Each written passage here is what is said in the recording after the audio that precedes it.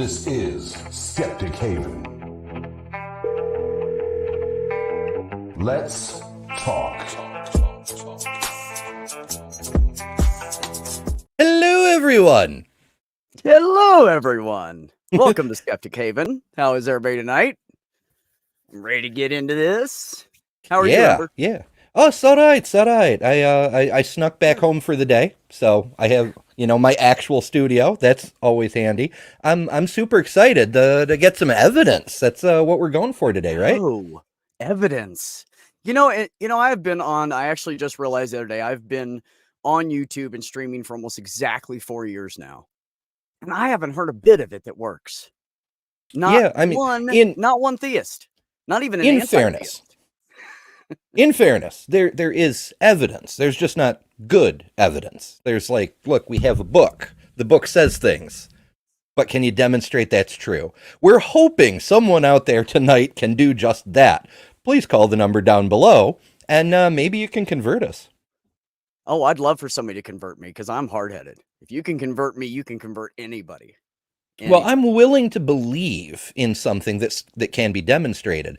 The question is, which of the many options available, be it Christianity or Islam or Hinduism, which one of those can be demonstrated to be most true?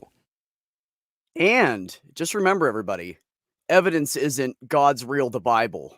The Bible's real God. That's circular. Don't try that one. We don't fall for that.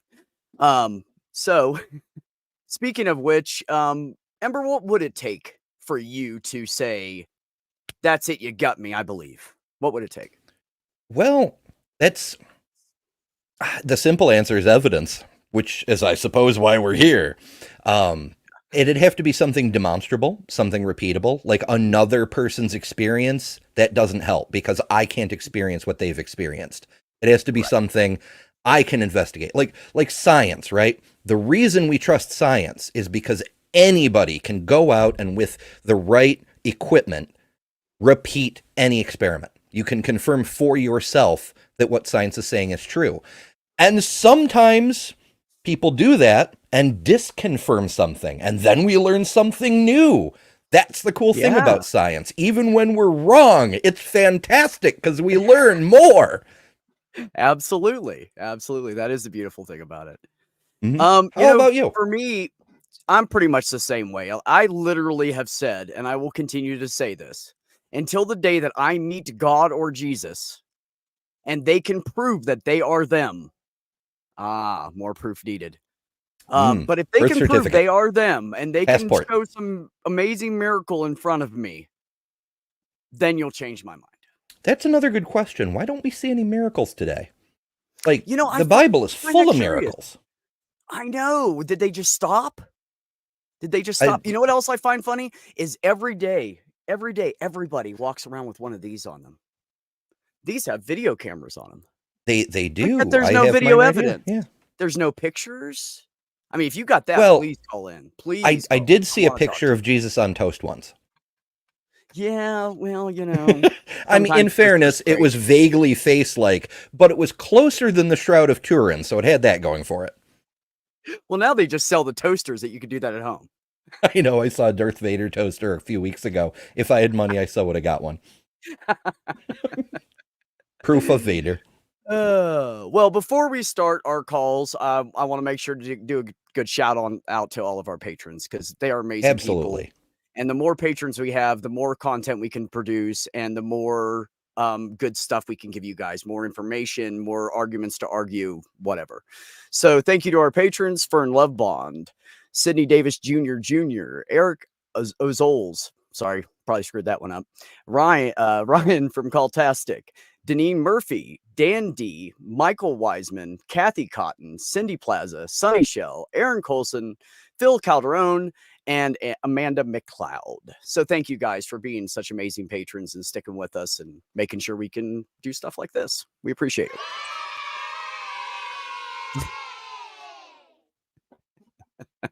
Hell yeah. I didn't know that was coming. That cracked me up. When I'm here, I got to use my buttons. I know it. Yeah. So any of you theists out there, you bring it on. You guys haven't seen me and Ember up here together. You don't know what we're capable of. That's true. And No. in fact, that's another good point. I don't know if you've been on before, but I have not. So for anybody who's not familiar, who are you? What do you do? Where do people find you? That's a good question. I'll ask you the same in a minute. My channel is What the Beck. I talk about everything from advocacy to politics to, I mean, you name it. I basically just discuss everything that's not religion because we are an atheist community and everybody else talks about it. So I usually talk about other things. I mean, religion always sneaks in because we're an atheist community. But that's where I'm at, and I stream at 4:20 p.m. Eastern every Sunday over on What the Beck. What about you, Ember? What do you do? Nice, nice. I mostly do counter apologetics, taking silly theist claims apart, and occasionally do a deep dive research into something that's big, like the Shroud of Turin. And you can find me on YouTube at Better Than Ember, or on my website, betterthanreligion.com. That's got links to everywhere else you can find me. So yeah, good times. Excellent. Yeah, I love coming over and hanging out with you. You always pull up, you always get somebody acting really stupid, thinking they know everything. It's great. And sometimes it's even not me. Yeah. And no, I didn't mean you.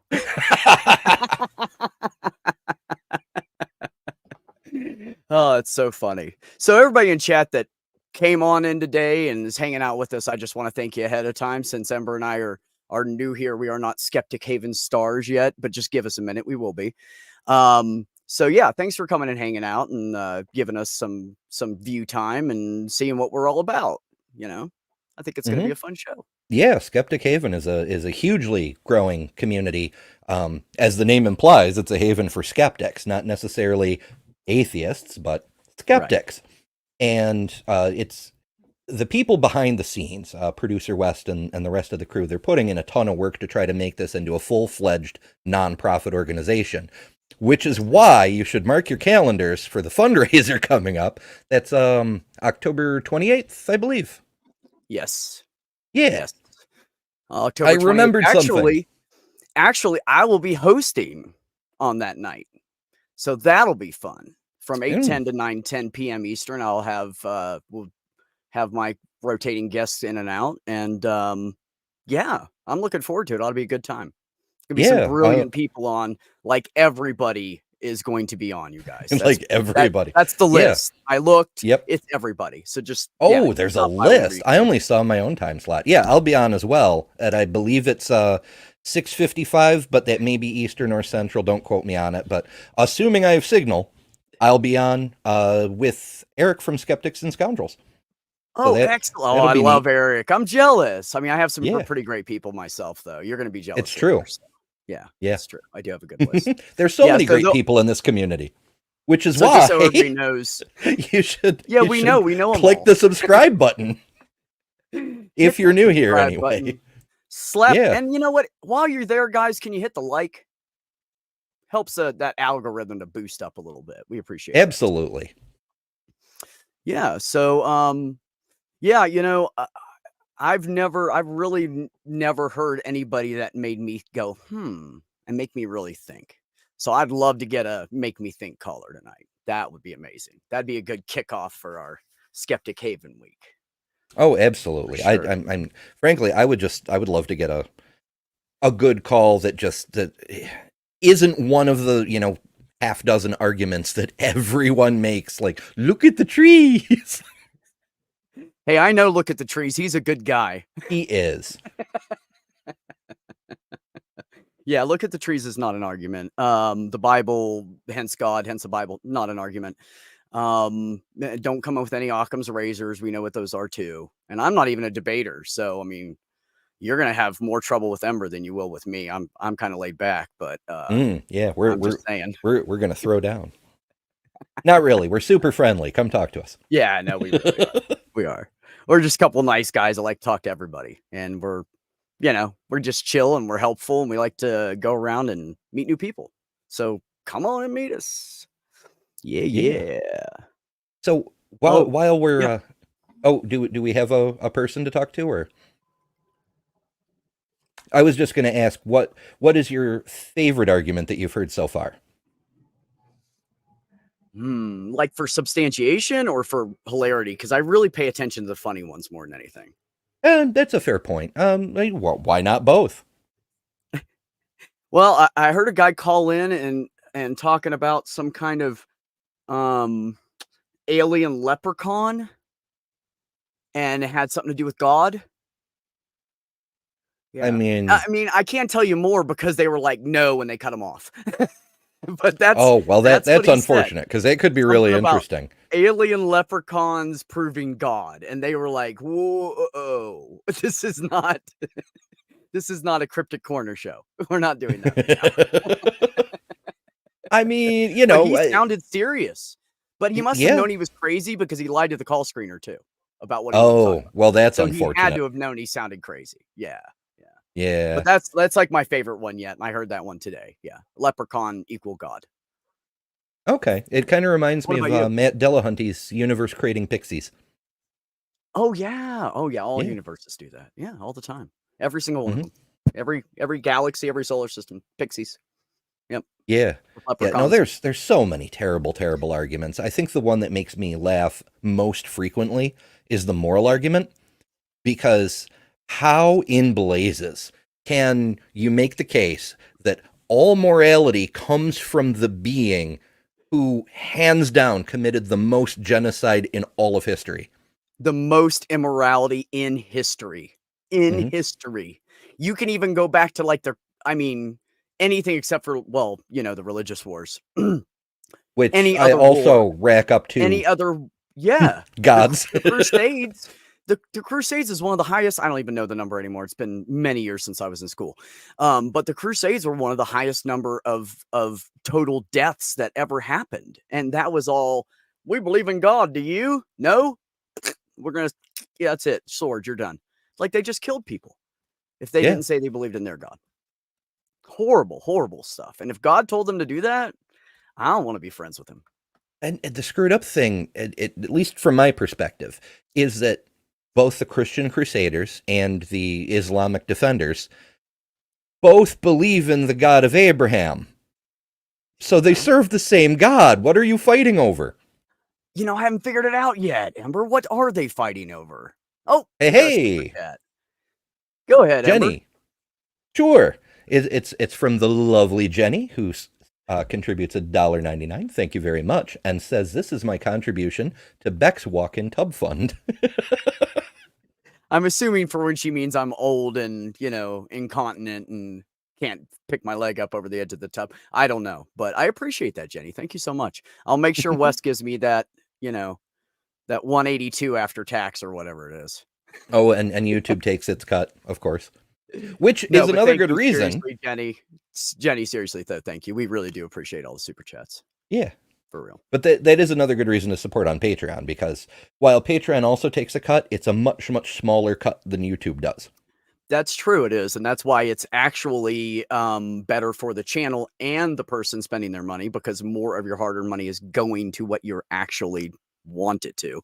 It is good to be a patron. And, you can, I don't know what the minimum is on Patreon, but I think it's really low. Like you can be a patron for not very much a month. It depends on what the tiers are set up as. Yeah. On mine, I think the default minimum is something like $3 a month, but you can make it lower if you really want to. Yeah. There's lots of channels have, $1, $2 or whatever, but every little bit counts, because you think of all these amazing people that watch this. If everybody contributed $1 a month, we'd have this as a 501(c) in like 2 seconds. Because absolutely, that is a lot. Yeah. So it matters. Even every dollar matters. Oh, a $3 minimum. Yeah, that's standard. Absolutely.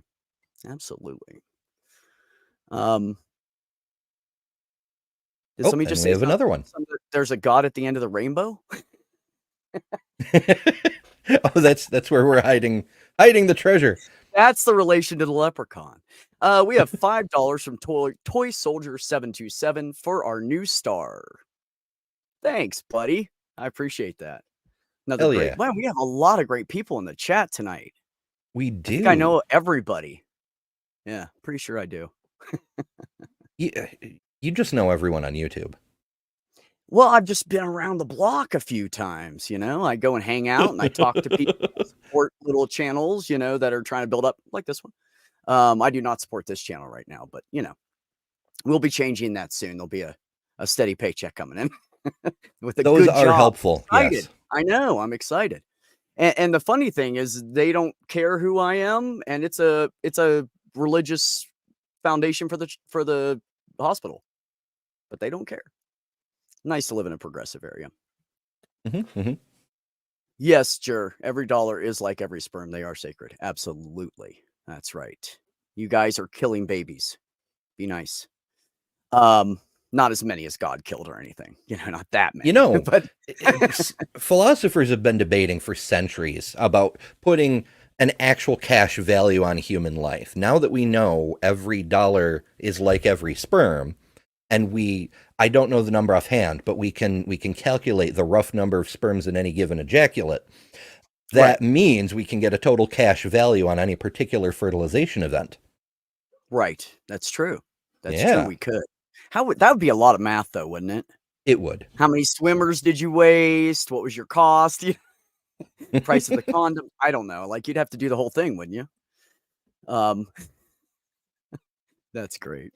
Yeah, but so would that be like the chicken industry when they're babies they're worth so much, but when they're adults they're worth more? So once it's sperm to baby, it would be worth way more as a baby. You know, the Bible has a couple sections about how when you're buying children from the other Israelites or from the neighboring nations or whatever, the one where you a sell child kids, is worth like 5 shekels, a teenager is worth like 15 shekels, an adult woman is worth 30 shekels, a man over 65 is only 15 shekels again. Something like that. I'm probably getting the numbers wrong. But yeah, so yeah, we've had a price on human life as long as the Bible's been around. How curious. You know, I've dated some horrible women, but all of them were worth more than like 15 or 20 shekels. All of them. Even the mean ones. Like, that's really lowballing. I got paid 20 shekels once. Well, it was dollars, but yeah. I'm a very cheap escort. I don't even know how much a shekel is. Don't ask. I have no idea. If you showed me the little symbol on a super chat, I wouldn't know what it is. I'd have no idea. What do you think of St. Augustine's and St. Augustine's arguments as evidence? Well, it sounds kind of circular to me already. I mean, well, the simple answer to that one is that arguments aren't evidence. If there was evidence, then we'd call it evidence and not arguments. But Damn. Oh, Anselm's. Okay, yeah. I was wondering because I'm not familiar. I know St. Augustine was a master of rhetoric who in the 3rd century did a lot of work in rewriting the Bible to make it more compelling, adding in that whole die for your sins, guilt trip stuff and all of that crap. Yeah. Because, you know, the story of the Passion, it doesn't include any of that. Jesus clearly does not want to die. It's not part of the plan. That got added later. Thanks, St. Augustine. So, yeah, there's that. But Anselm, yeah, he had the 5 arguments, which I believe the first 4 were all variants of the teleological argument. Yes. Commonly known as the watchmaker argument, the universe exists, therefore. That's actually a really interesting one. It came up earlier today on another call-in show. Somebody else was talking about how without a god of some kind, making a deistic argument, then there would be nothing but infinite chaos. But that doesn't actually follow, because he says that it took a creator to make order out of the universe and create our 3D space plus the time dimension. So the infinite chaos is outside of space and time. But if it's outside of time, then without time you can't change. So it can't be infinite chaos, it would be infinite order, because everything is static. It's all in stasis. Yep, which means that if there were such a god, it would be a bringer of chaos, not of order. But details. Details. Details. Well, I mean, before the Big Bang, there was no time or anything, so it would have to be before that. It's a little tricky, as you know. Our models, as Forrest likes to say, every model is wrong, but some of them are useful. And our models kind of break down towards the moment of what we consider to be the Big Bang. That's the best physics at the moment tells us that that's the beginning of our current instantiation of space-time, but isn't necessarily the beginning of all space-time and matter. It's almost certain that matter and energy existed before the Big Bang, and if you had a big old time machine and could go back to the very beginning, you would not find a single moment where there was not space and time. You simply can't access it.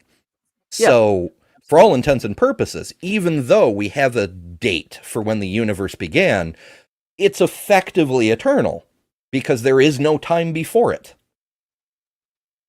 Ah, catch-22. Yeah. Physics gets weird sometimes. That's what makes it so interesting. Yes, it does. That's a fact. Mm-hmm. Okay. Oh, we got a couple good comments in here. Bree says, in my opinion, most of the best arguments in favor of God trace back to the ancient Greek philosophers. They've just been adapted and updated to apply to Christianity instead of Zeus. Absolutely. And, the farther along religion got, the more it got into we need to make sure you're really reliant on God. Like we need to, it's like the government. It's the same thing. If you're relying on us, you need us. We're going to be here. So it's the same principle. If people are reliant on religion, then those people have control over them. Period. And they would all love for that to happen. That'd be great for them. Yeah. Anselm. His biggest argument was the ontological argument, which is it's the original defining your God into being kind of thing.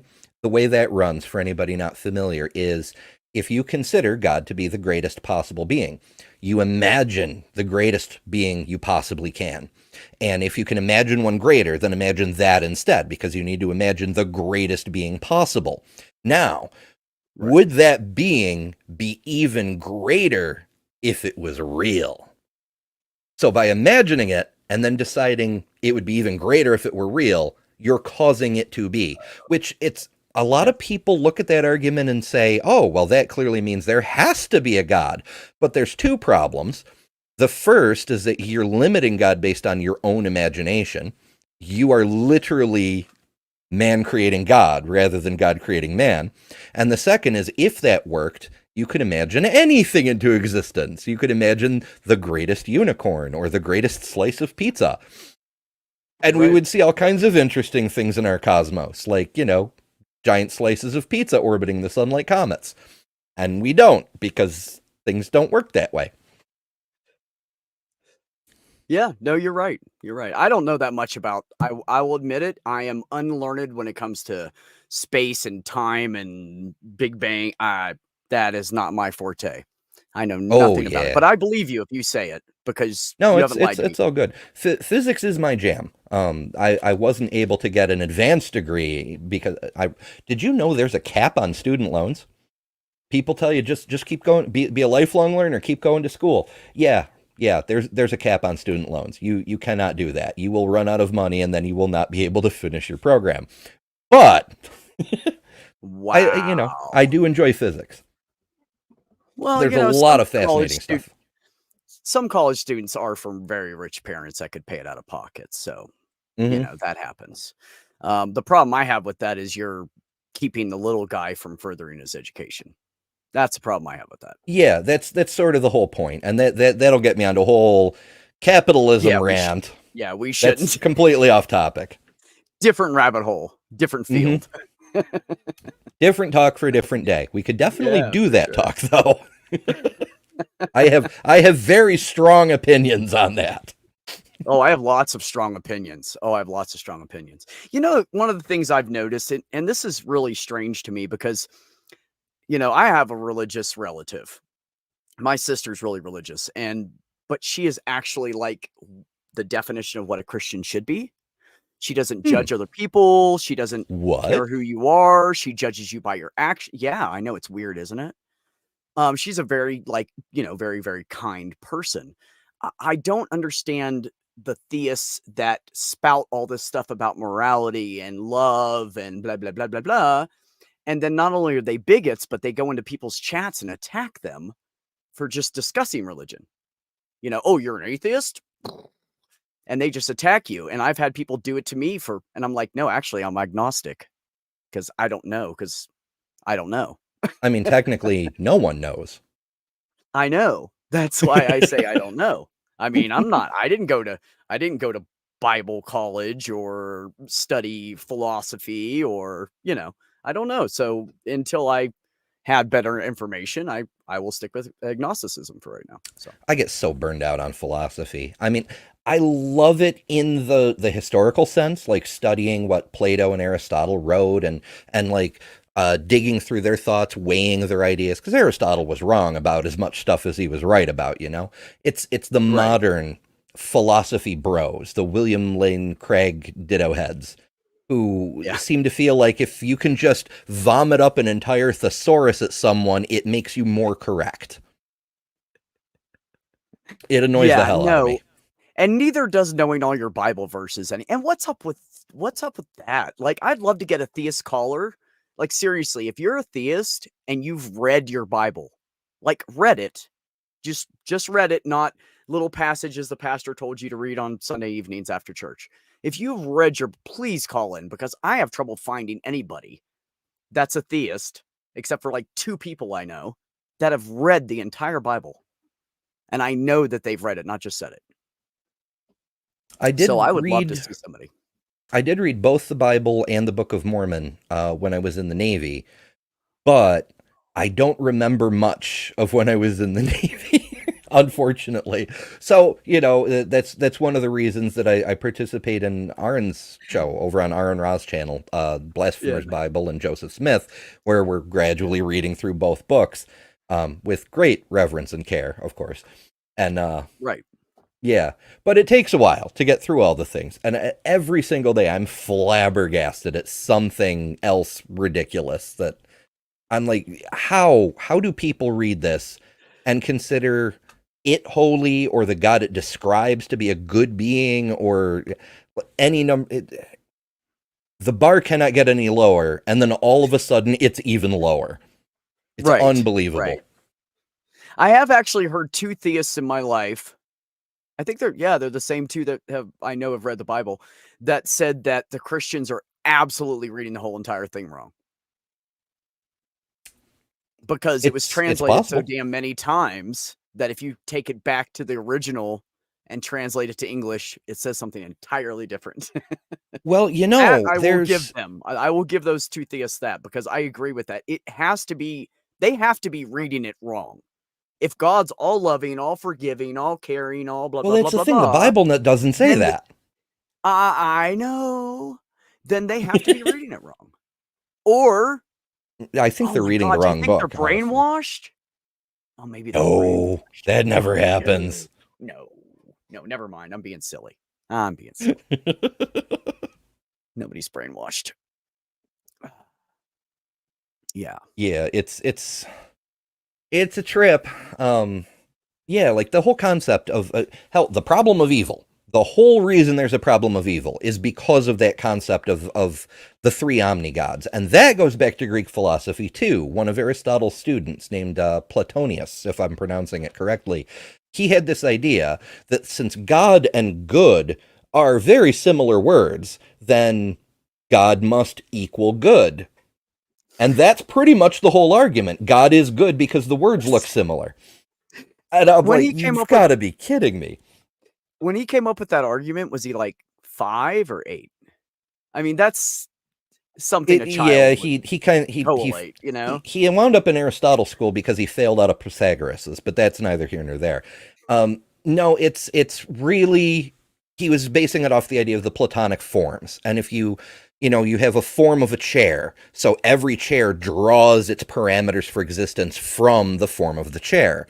So if you take the concept of good and consider it to be a Platonic form, something that exists independent of reality, then whatever draws its ultimate essence from that form would be the ultimate good. And if we call that God, then we've got a good God, regardless of all the other gods that may or may not be. That being would be the goodest God and the one you should worship. And the Christians immediately nabbed that and went, yeah, you're talking about our guy. and Yeah, well, of Islam course, the assimilated it good too, God. and so on and so forth. Yeah, and that's Yeah. it's not biblical. Like the Bible is pretty clear that Yahweh or Jehovah, if you prefer, whichever, creates both good and evil. He does both good and evil. In fact, I mean, there's passages. Exodus 32:14 is one of my favorites. I'm bad at quoting scripture, but that one sticks in my head because it talks about how God repents of a sin he thought to do unto his people. So A, he changed his mind. B, he regretted something. And C, he is capable of sin. What the Which what is means sin if God can he's sin? not really your God, is he? So yeah, that's why that's one of my favorites. Gods are perfect. Gods don't make mistakes. Oh, From Skeptic Haven. producer question. Oh, okay, hate to say it, but what do you think of Kalam? Funny it didn't mention Allah or God in the argument, but still convinces. So we're probably talking about the Bill Craig's Kalam, which is everything that began to exist has a cause. Or yes, everything that began to exist. That's Bill Craig's add-on, is the began to exist, to get around the problem. Everything that began to exist has a cause. The universe began to exist. Therefore, the universe has a cause. And we're just going to assume that that cause is not just any God, but whatever the favorite flavor of God the person making the argument prefers. You can't make the jump from the argument to any particular God, but whatever. No, it falls apart on premise one, because nothing in the universe began to exist. All the matter and energy was here from the beginning. Nothing begins to exist in the form of matter and energy. All we're ever doing is changing the configuration of the matter and the energy to create something new. Like you can say, oh, well, look at the tree. The tree began to exist. The tree as a discrete entity doesn't actually exist, though, in the context of the argument, because all of the matter in that tree has existed since the beginning. It's been rearranged. I mean, the carbon molecules had to be formed by fusion in the heart of a star and then vomited out in a supernova to wind up here to make that tree. But they were here. So, yeah, the Kalam falls down on premise one, because nothing ever began to exist. It's been here since. Everything from change, evolution, that's how it happened. Otherwise, wouldn't we just be like blobs of rock sitting on the ground right now and dust and carbon? If that's what he's saying, then we would have to be. Yeah, it's because it didn't change. And it's fascinating that you mentioned the first cause thing, because that's another popular argument, which also falls flat because we don't know. I addressed this in this week's video. A lot of people make the argument that you have to have a first cause or else there's an infinite regress. There's no particular reason why an infinite regress should be a problem. We just don't like it. So we just assume there can't be one. But also, we don't actually need a first cause and a prime mover sort of way, because we live in a dynamic universe. There's no reason to think that the universe was ever static and needed a prime mover to kick it into motion. If it's always been moving, you don't need a prime mover. Yeah, what is up with that, Stephanie? She says it's always so interesting to see theists go off in the chat when they could pick up the phone. Oh, wait. Look at that chat. Look, Angelo, you should call in. It's not like you don't know me. You've been on my channel before. So call on in. This will be the first time I let you ever talk about religion with me. Yeah, Otangelo and I just did a debate a couple of weeks ago with, I had Mark Reed on my side, and Otangelo had, I want to say Robert. I'm so bad with names, though, so he'll have to forgive me if I got it wrong. Well, he can come in and tell us what the name was, and then we can talk. How about that? Yeah, it could be a fun time. I'm going to place a bet, though. If Otangelo does call in, he's going to argue irreducible complexity. That's my argument. That's my bet. I'll put a nickel on it. You're going to put a nickel on it? That irreducible complexity will be Otangelo's argument. I am very poor. Money's tight. 5 cents is a lot. No, that's a lot to me. I'm not kidding. Yes. Oh, yeah, there's nothing like getting fired from 2 jobs unjustly. But the good news was Oof. they had to pay me unemployment because they screwed up. So Ah. that's how I survived. Yeah, so Mage Grey Wolf says it also assumes that if the universe had to exist, that prior thing didn't, and that prior thing was God. They are just assumes after assumptions here. Yes. It's an infinite regress of assumptions. Yeah. There's your infinite regress of assumptions and no proof, no evidence. Yeah, Irreducible complexity was a good absolutely fun. idea. But so far, I can't find an example of it. Oh, yeah, Michael Behe. In fact, he got his ass kicked in court with that one. He classically argues the mousetrap is irreducibly complex because if you remove any part of it, it doesn't work. Well, there's 2 problems. A lot of these have 2 problems. There's probably more than 2, but just to sum it down, the first is that you can remove a piece from a mousetrap and still have something that does something and therefore would be selectable in an analogy to evolution. Like if you can remove the hammer, keep the spring in the board, and now you've got a weird tie clip.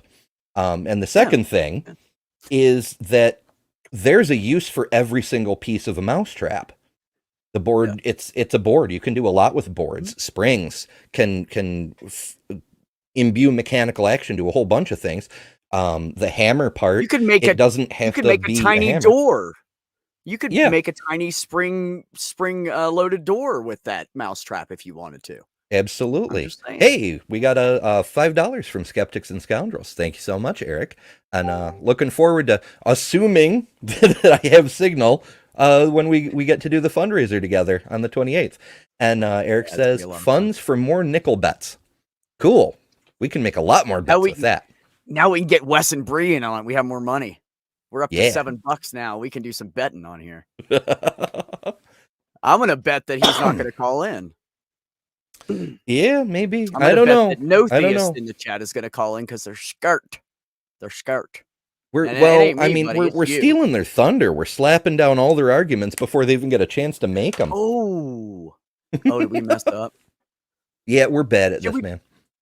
Should we pause and maybe have Wes show us a little bit about the fundraiser coming up on Saturday? I think we should do that. I've heard there's a very cool looking spooky season type video for us to look at. Yeah, Join us for our Halloween special, a fundraiser to help Skeptic Haven become a charity organization. Skeptic Haven provides a healthy community and safe space to its members. In addition, producing shows that provide informative videos highlighting science, religion, and current events, both domestic and abroad. Please join us the evening of October 28th for our first Halloween fundraiser to get funds for our 501c3 and other expenses. We have many well-known YouTube content creators coming on. Come join in the fun. Are you ready for the show? Okay, yes, that was creepy. I am ready for this show. I know, with that little girl's voice, it is kind of creepy. Oh yeah, children are so creepy. I have 3 kids of my own. Having said that, children are freaking creepy. I have 1, but one is pretty much creepy enough. You don't, and I help raise my nieces and nephews, so I had a lot of freaky, weird, creepy kids around me. They'll like pop out of corners. You don't see them because they're so small. They're kind of freaky. Yeah. I mean, they're always, they have such big eyeballs. With their heads that are too big for their bodies. It's weird. Their hands are always slimy. Immediately out of the bathtub, their hands are slimy. Anything they touch. Yep. Mm-hmm. I remember this is a related story. I didn't care about church so much that when I was 5, maybe 4, it was like Easter, we're all dressed up. Everybody's in like pinks and whites and stuff, right? And I end up in the back of a pickup truck that had just been used the day before to haul manure. Oh, good. Beating another little kid's butt and rolling around in it. Yeah, my mom was mad till she got me home. I stunk. That's fair. Although, That's how much I cared about church. I was like, you're a jerk. I don't care if we're at church or not. I'm going to kick your butt. You just insulted me. I mean, I was just never a church person. whose bro. I bright really idea was it to put children in the back of a manure-filled pickup? No, like, no, what did you no, expect to happen? We climbed up there all by ourselves. Are you kidding? Oh, That's I where thought he you were ran from riding. me I must from. have, yeah. So I had to go up and get him. No, I mean, facts are facts, man. You know, but no, seriously, like I never really cared for church. I never understood it. I thought it was stupid. I didn't understand what anybody was getting out of it. And then they do stuff like, hey, you're Catholic, kiss this statue's feet that 50 other people before you kissed. Gee, I wonder how COVID gets spread. That's a biohazard. Yeah, like seriously, they would just wipe it off with a dry napkin. Like, I got the spit for you. The rest is on you. And then, you know, walking up and down the aisles with the incense. I'm like, you guys do know this looks like a cult, right? Like this. Oh my goodness. By the time I was 16, I said, Mom, I don't think Catholicism is for me. And I went to like 4 other churches. I went to Baptist, Methodist, Pentecostal, and a Lutheran. And I've tried out of these other churches, and I came back and she said, well, what were your results? And I said, my results are religion isn't for me. And she said, okay. And I was like, wow, I really thought I was going to get in trouble for that. Right? Cool about it. Oh my Like, goodness. She knew we were, you know, intelligent, independent thinking people. So she let me. After that, I didn't have to go to church anymore. It was great. Cool beans. She says 4 years before, I didn't have the balls. I wasn't tall enough yet. I was still shorter than Mom. Details. I don't know. Yeah. I got feisty with my Italian parents mom? early on. Yeah. Did you? Yeah. Although Catholicism always weirded me out. Like, I understand like the tradition and the ritual and the mystery about it and all that stuff. But I had a friend in high school who was Catholic, and he was trying to convince me to be a Catholic too. And I said, okay, well, tell me about Catholicism. Like, how is it different from other flavors of Christianity? And he's like, oh, well, you know, we have the real sacred rituals, for one thing. And I'm like, okay, what are these sacred rituals? He's like, well, we've got communion, where you go up and you eat a piece of the flesh of Jesus and then drink some of his blood. And I'm like, hold the fuck up. we're doing cannibalism and like vicarious human sacrifice. He's like, no, it's fine. It's a cracker and grape juice or some shit. I'm like, yeah, but vampire by proxy. Vampire / werewolf is what I just got out of that, Ember. Yeah, Eat the and flesh and blood. just I mean, there's so many, but that was one of the big red flags. I'm like, it's a blood cult. That's what you're telling me right now. Blood cult, cool. And I'll have you know that the Bible's wrong about something else. Jesus had to have been like 15 feet tall and like 1,600 pounds just to create half those crackers. So I'm calling bullshit on that. I know. I wonder how much Jesus crackers are there total in the. I mean, there's something like 500 million Catholics, and that's just today. Over 2,000 years, how much Jesus is there to eat? I mean, I realize the miracle of the loaves and the fishes, which incidentally was also ripped off from previous religions, but details. And maybe, but if he's not around, but I think that kind of ritual, the transubstantiation, that may be why Jesus hasn't come back for 2,000 years, because he's scared, because humans killed him. And if you can kill it, it's probably not a god. But not only did they kill him, they continue to make a ritual out of eating his body and drinking his blood. If I were like Jesus, I wouldn't come back either. I don't, you're right. I mean, who would want to walk into that trap? That's like a rabbit going, sure, I know it's a trap. I'm going to get that carrot anyway. No, that's stupid. You're going to die. Have you ever read Watership Down? Oh my God, I was so young. I was in grade school or something. I don't know. Just the way you mentioned that, like a rabbit knowing there's a trap. Yeah. There's a scene where the rabbits, they know there's a trap, but they think they can be clever enough to work around it. But that's a whole other thing. And it gets ugly from there, folks. Read it. It's a good book. Oh yeah. I'm a huge book nerd. Oh, Tangelo, call in. You're in the line? Oh, Tangelo is. Well, look at that. I missed that. Hey. We got into such a conversation. I forgot. Let's bring Tangelo on. See what he's got to say. All right. He said he wants to talk about how you explain our existence without a creator. Hey, Otangelo, what's up, buddy? Yeah, what's up? How are you?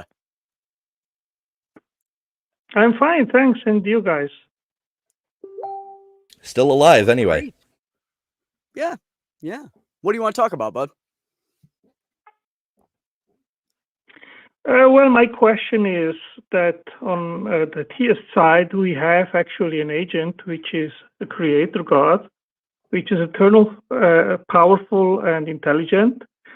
And on the other side, atheists have no agent whatsoever. So my question is, how does no agent whatsoever top a creator as a more plausible explanation for our existence rather than none? Well, I'll start this off simply. We don't need one.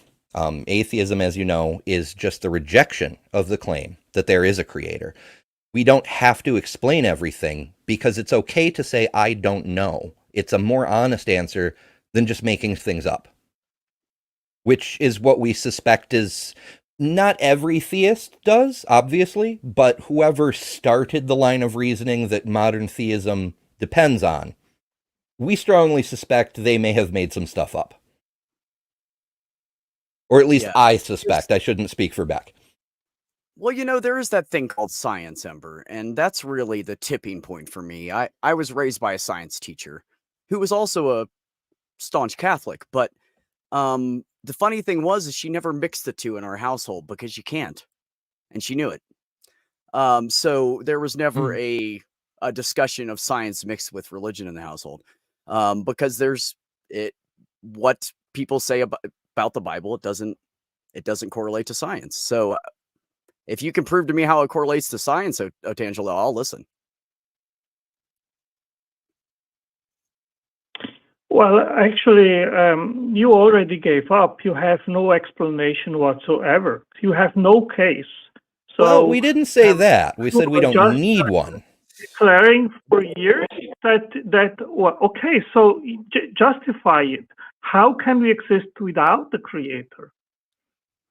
But see, here's the problem with your question. I have one problem with it. The problem I have with the question is, it's not our duty to prove that you do not or do have a God. All of that lies on you, my friend. That's a shifting of the burden of proof. You're the one that has the evidence. So give me the evidence. If you have it, hey, I'm game. Need one. As soon as you say that, the burden of proof to back up that claim is yours. No. We're saying it hasn't been demonstrated that we do need one. Don't need one. We don't believe that we need one. How we can exist without one? Well, that's just an argument from incredulity. That's saying I can't imagine a way it could be possible without needing one. Just because you can't imagine it doesn't mean it can't be done. I am asking you to back up that we don't need one. It's your job and your burden of proof to justify that we don't need a creator. So please be my guest. No, but see, you're doing it in the wrong order. First, you need to prove that there's a creator. And if you prove there's a creator, then we can have a discussion about what's on the other side of that. I'm making no claim here. You are saying we don't need a creator. You used creator. So the claim you said yours. The burden to back up your claim is yours. So my question again here is, how can we exist without a creator, please? Otangelo, you're suggesting that the universe exists without a flying spaghetti monster. How can you justify a universe without a flying spaghetti monster? Yeah. So you're sidestepping again. I called in to ask I'm pointing out the absurdity in your argument, my friend. Evidence. The title of your show tonight is "Where's the Evidence?" So that's what I am calling in for. I want to know, where is your evidence that we can exist without a creator, that we don't need one, please? Well, here we are, existing without a creator. Ta-da! Right, that's what... Whoa. You are putting the horse in front of the cart. Yes, we are here. I mean, if you can pre-sup, so can I, my friend. needed Oh, to Tangelo, explain hold our on. Hold, existence. So hold, I am asking you for hold. I don't the want to mute fifth time, you. back up I don't your want to mute claim. you. Burden of proof is yours. You said we don't. I said I didn't want to. I didn't say I wouldn't. Now, let me say something for a second here. You came in saying, how do you explain our existence without a creator? You use the word creator. The burden of proof automatically falls on you to have evidence or proof of the creator. We don't have any. So there's not live without a creator to us. There just isn't one. So I'm going to unmute you. Carry on. Time. Just back it up. I'm sorry, say that again. You started talking before you were unmuted totally. I apologize. He said, Go let's ahead. back it up. I don't need to back anything up. I am He hasn't proven asking there's a for the creator. sixth time. You made the claim that we don't need a creator. How can we exist without a creator? Have you Why ever would read we need a science book, creator to dude? exist? I mean, just even basic biology. Have you ever did you take biology in school? I mean, if you passed it and took it, then you should know No, something. I didn't take biology at school. But how does biology back up your claim that we don't need a creator? My point is if you don't start at the basic sciences and start reading and learning, I can't explain it to you. You're not gonna understand anything this too is deep. not about my understanding of biology. And if I understand your answer or not, this is not in question right now. If you think that biology explains our existence, It's be not my what I'm guest. saying. How can we That's not what I exist said. without a I creator said, based have on you biology? even had a biology class? Is what I asked you. And you said no. Well, So that tells me if you haven't even had a biology class, which they teach in this topic which is they about teach in you explaining how we can exist. there it is. Which they You teach found the in button. lower level. Yeah. I try to be nice and wait. You know, I don't totally hate this guy. He's hard-headed, but he's generally okay. We'll just skip the whole trans shit that we went through. Anyways, so can't remember what I was saying. Yeah, okay. So I just cracked creator, myself up. where I'm do you want to sorry. put the Fair start enough. point, right? That's what I'm saying. He depends doesn't even because if you're going to go with every breeze needs a blower, it doesn't work. Like you could say a deistic god or you know the creator of the Matrix, the programmer, whatever, kick the universe into motion. Cool. How do we have life on Earth? Do we need a separate creator for that? Or is it the same creator? If so, how do we know? Where do we put the lines where there has to be a creator? Does every avalanche need some invisible but powerful force pushing the snow down in order for it to happen? Does everything need a prime mover or just one thing? And how do we demonstrate that? Until we have answers to some of these, we really can't answer your question because we don't have the parameters we're working with. Are we talking about the creation of life on Earth, the abiogenesis process? Are we talking about the beginning of this universe, the instantiation of space-time we have today? Are we talking about the formation of the solar system? Because there's all these events that can all be explained by natural processes. And I don't see a need for a creator in any of them. So when somebody comes at me and says, explain why we don't need a creator, first you have to explain why we should need one. And like a great man said, we don't need one. It's not our job to be a scientist. Okay, I'm going to unmute him again. Give him a chance to talk. That was a little longer than I meant to. I apologize. I rant Go sometimes. ahead, Angelo. It's okay. Okay, when I am saying, how do you explain our existence? With existence, I mean everything that surrounds us, our physical being. And that starts actually with the universe. So if you want to start right with the universe, then you have basically three options. One is that the universe had a beginning and no cause. Then you would posit that nothing created the universe. The second would be that the universe was uncreated and has always existed and is self-sustaining. And the third option would be that it had a beginning and therefore an external cause. So what would you go with? You have two options. I'm gonna Since go you with the Big exclude the Bang. second one, it's not necessary. Well, I'm gonna go with I'd the Big actually, Bang. I'd point out that that's a false trichotomy. There's other options. One, for example, is one that's gaining a bit of popularity lately, is the idea that we live inside a black hole. And it's conceivable, in fact, it's likely, that when matter falls into a black hole, it exceeds the parameters of our time-space fabric, the fabric of reality. When it's pushed into a singularity, even if it's a small stellar black hole or a galactic supermassive black hole or whatever, it's effectively pushed out of the universe. It no longer has any effect on the universe. It can't communicate with anything. Even light can't escape. So it's informationally isolated.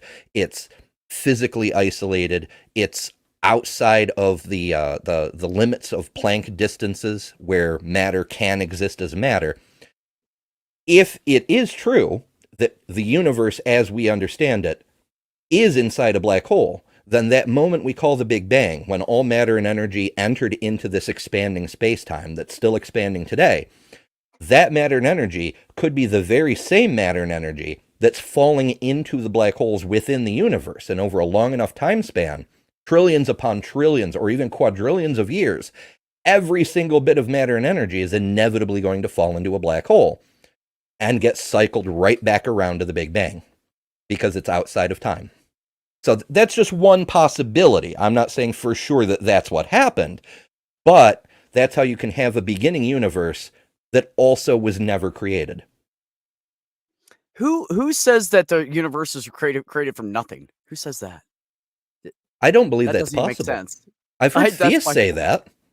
I've heard people say that God created the universe from nothing, but Right. there are no Right. physicists who say such things. See, even Eric agrees with me. No one posits that nothing created the universe. Yeah, see? No, nobody said that. And in fact, I don't even like the term created because it's loaded language that smuggles in the idea of a creator. Mm-hmm. You could say Instead that of- the universe began to exist, but even that, as we talked about earlier, isn't really accurate. Our current instantiation of space-time began to exist 13.8 billion years ago, or possibly longer, depending on where the new James Webb data is taking us. But yeah, the clock started then, but matter and energy did not start then. Possibly time didn't even start then. Time may have been running before that, and some event, which we call the Big Bang, caused the direction of the arrow of time to shift into a new direction, causing the expansion. The expansion of the universe is super easy to see. People have trouble wrapping their head around the idea that the universe is both time and space. You can't separate them. We're not just expanding in space with the galaxies growing further and further apart. We're expanding in time as well. And you can see that for yourself. Every second that passes, the universe is expanded 1 second further into the future. I know it's difficult to wrap your head around, but that's literally what it means. Yep. No, it is. I mean, it is hard to get your mind. So you need gravity to have a black hole. What was the cause of that gravity that caused your black hole? Well, gravity is a pseudo force.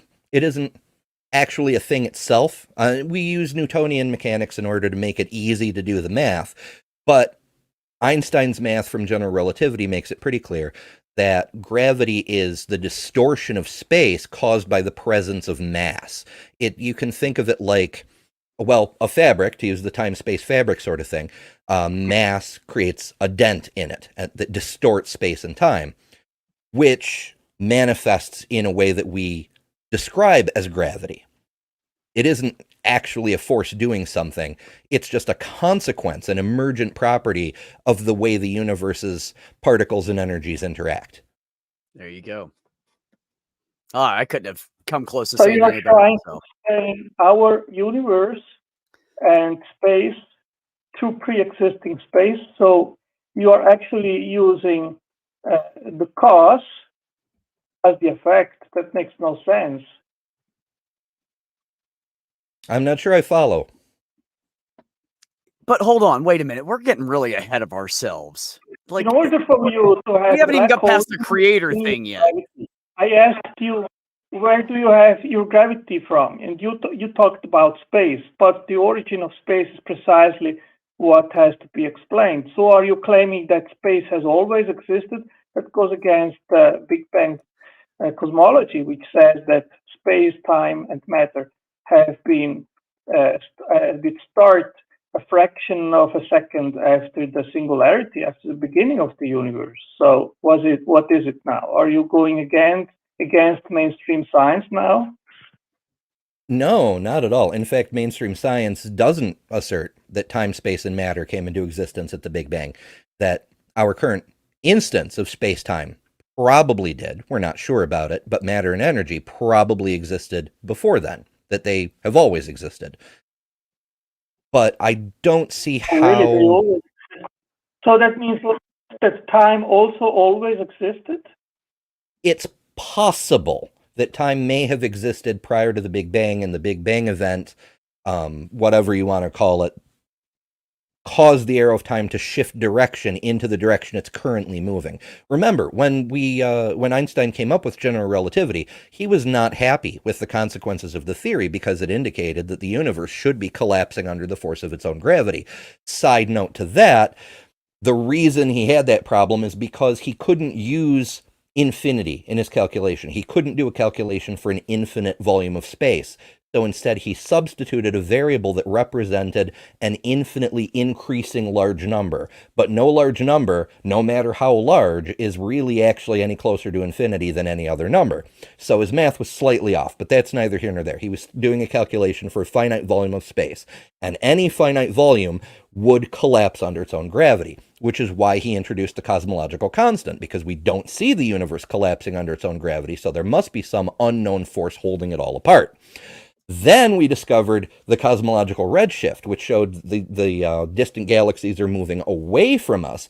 So Einstein and George Lemaitre and a few others got together and went, aha, the arrow of time is moving in the opposite direction. The universe is collapsing under the force of its own gravity, but in reverse, temporally speaking. And we still don't understand why the arrow of time is moving in the reverse direction at the cosmological scale. It's just what we observe and the conclusion we've drawn from it. As I said at the beginning, not all models are correct, but some of them are useful. That's our best understanding right now, but it's almost definitely incorrect. It's most definitely incorrect based on what evidence? That according to the model, the arrow of time at the cosmological scale is moving in the opposite direction from every other level we can measure time at, and we don't know why. So we're missing something, and it's probably something that'll shift the paradigm again the same way as Einstein shifted the paradigm away from Newton. Well, the thing is that most of the most important physicists, like Stephen Hawking, they posit that the universe at the beginning, I can quote him here, the universe began from a state of infinite density, space and time were created in that event, and so was all the matter in the universe. So he posits a beginning. And even Neil deGrasse Tyson, he says the universe began with the Big Bang, which happened approximately 13.8 billion years ago. And even Lawrence Krauss says the universe began in a hot, dense state and has been expanding and cooling ever since.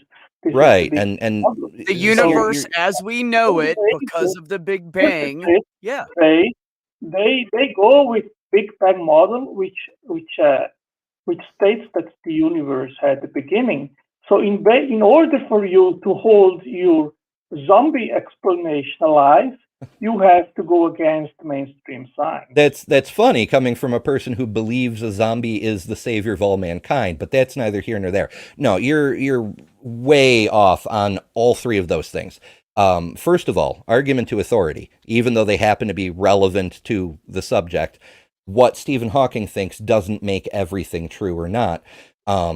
Krauss has the right of it, which contradicts the other two, that the universe, as we understand it today, began in a hot, dense state, not in a singularity, not in a moment when matter came into existence. That's as far back as the Big Bang model can take us. After that, the math breaks down. We still have more to learn, and that's fine. Neil deGrasse Tyson, pluses and minuses on him, he's an astronomer, not an astrophysicist. And as far as Hawking, he got a lot of shit wrong, including Hawking radiation, which you may be aware of, is how black holes are said to radiate, because we can use quantum physics where virtual particles, temporary simulated mathematical constructs of particles, pop into and out of existence all the time all over the universe. If they happen to pop into existence on the event horizon of a black hole, and the anti-virtual particle falls in and annihilates with a real particle, then the positive virtual particle on the outside of the black hole becomes a real particle. So the black hole has lost mass and it's gone out into the universe.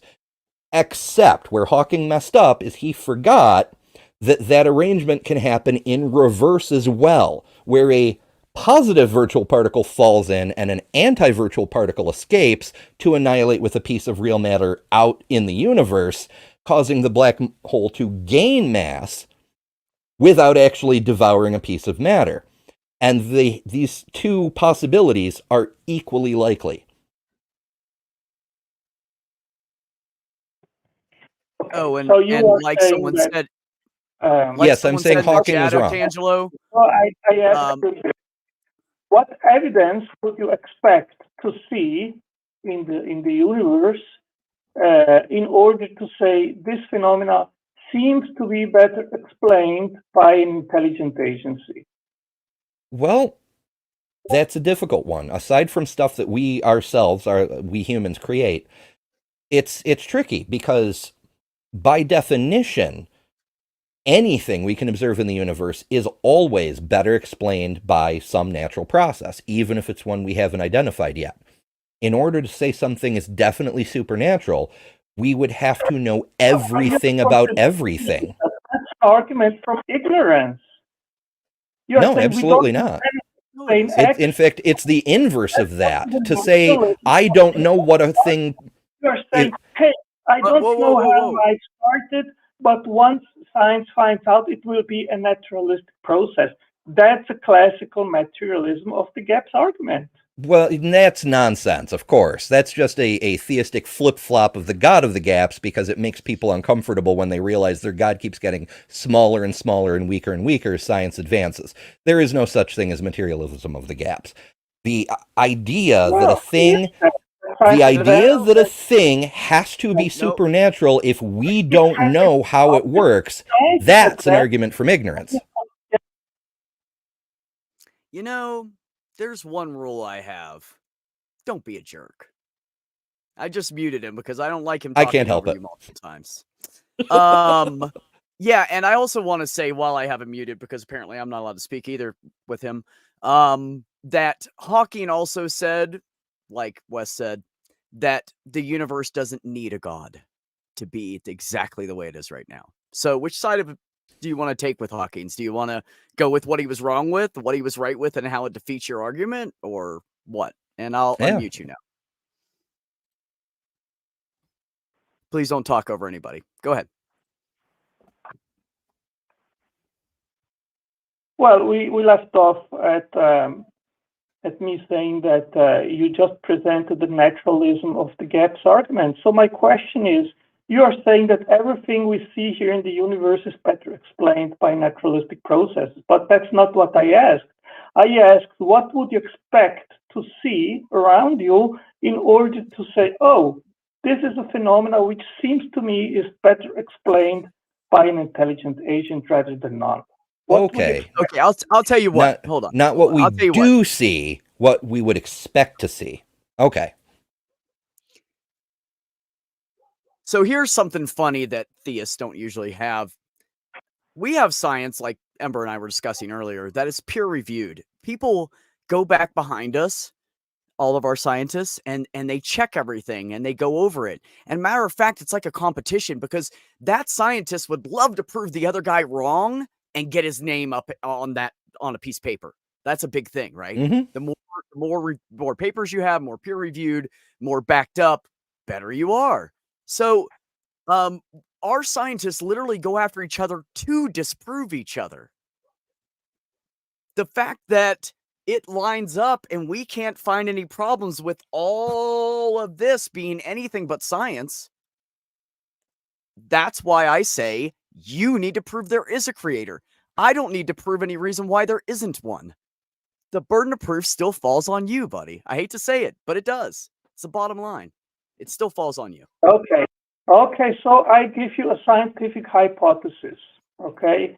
We have observed in life in cells, every cell has instructional information stored in genes, which instructs how to make proteins that operate the cell.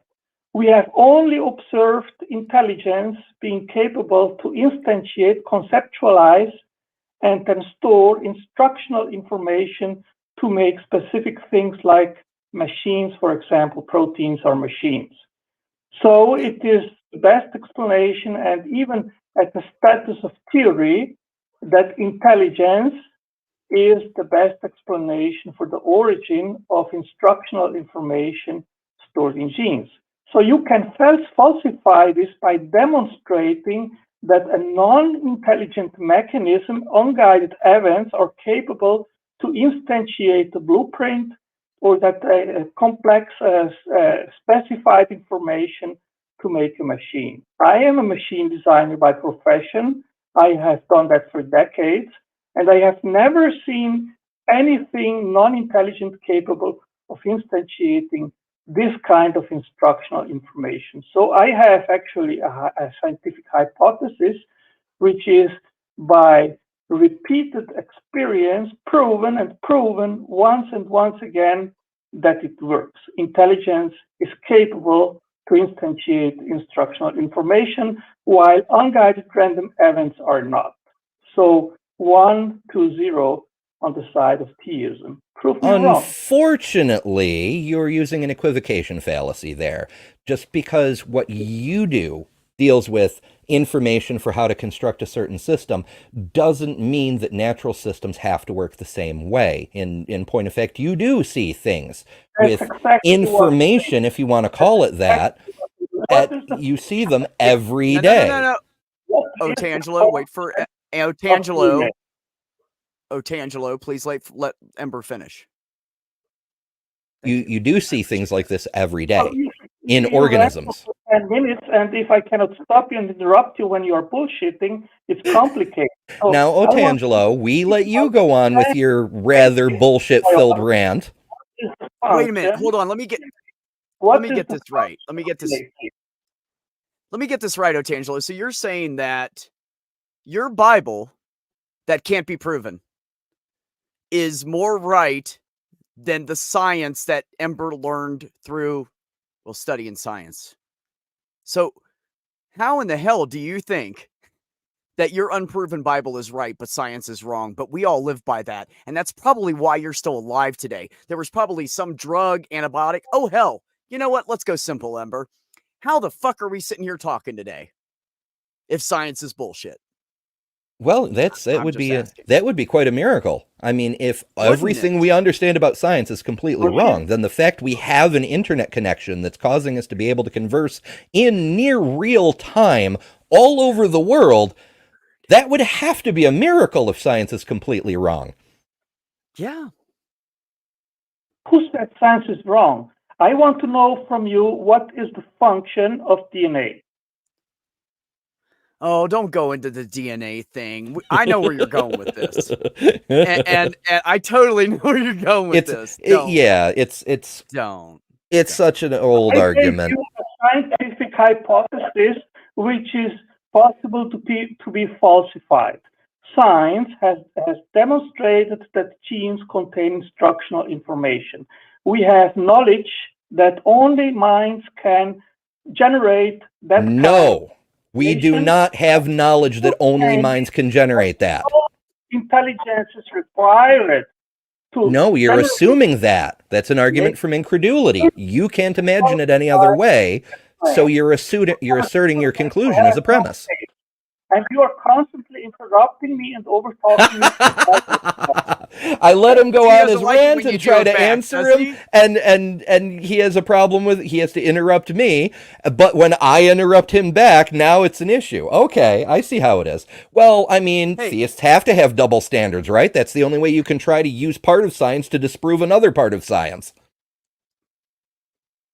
My goodness. And all in the same conversation. Hawkins is right. Hawkins is wrong. Hawkins is Using right. what Hawkins. science has discovered to make a hypothesis. And I have demonstrated you the hypothesis that if we discover instructional information in biological systems, and we know that genes store instructional information, and we have knowledge that intelligence is capable of instantiating that kind of information and non-intelligent mechanisms are not, then my hypothesis is that the mechanism, the cause to create the information stored in genes is an intelligent cause.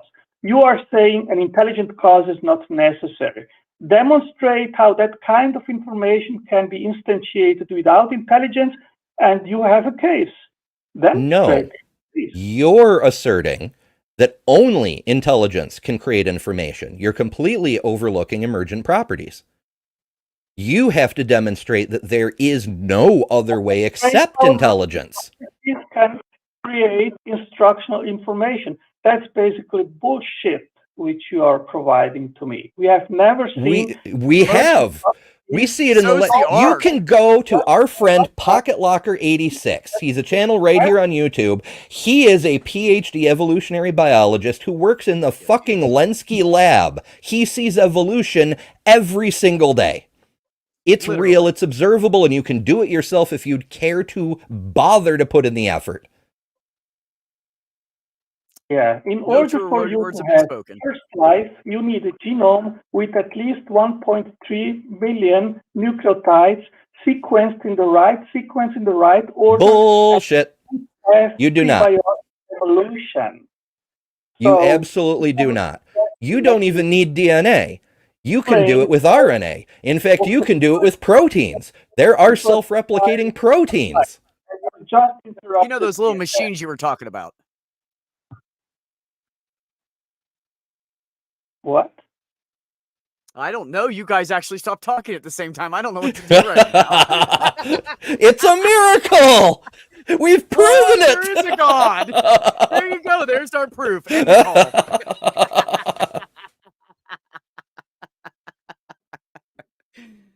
Oh, man. Yeah, you know, yeah. I gotta tell you, if you want to get into, you're definitely interesting to talk to. Would be if random chance would create a blueprint with instructions to create a complex machine. That would be really a miracle. I have never seen, and that's the bullshit that you have to propose in order. Well, no. You don't get to call it bullshit just because you haven't seen it. I've never seen Australia, but I still take Mark Reed's word that it's there. I could go look if I really wanted to, but I haven't seen it with my own eyes. That doesn't make it bullshit. I've seen it on satellite pictures, but never in person. Yeah, so you are I've also seen pictures of God. Blind faith, believing that. No, it's not blind faith. It's based on evidence that other people have researched, and if we really wanted to spot check it, we could on our own. Irrational claims. Oh, you want to talk about irrational? You're right. You're you asserting because you can't imagine a way a thing could be possible. Everyone else must be irrational. Well, the bottom line is we have gone round and round and round on the way reality works versus the way you imagine reality should work. But you still haven't brought us any evidence why there should be a creator. You're still on creator by default. Well, we don't believe it. So you need something more than trying to poke holes in all of human achievement to try to demonstrate that. You have to actually demonstrate that, not just say, nuh-uh. I just gave you a testable hypothesis. We know by our own... And it's not valid, because it includes an assertion that is demonstrably untrue. Information make complex machines. We have never observed unguided evidence to be capable of doing the same. And that's your claim that we do not need intelligence to instantiate complex instructional assembly information. So you are operating on blind belief. I operate on Absolutely not. Once again, we observe evolution. We use evolution in agriculture. We control the traits of livestock in order to produce cows with more milk and corns with more grain and so on and so forth. This is like it after fire. It's our oldest technology, which is why it's our most well understood science. To say there's no evidence is to deny all of human history, for fuck's sake. Yeah, like all of it from the beginning. All of it. We didn't do any of that.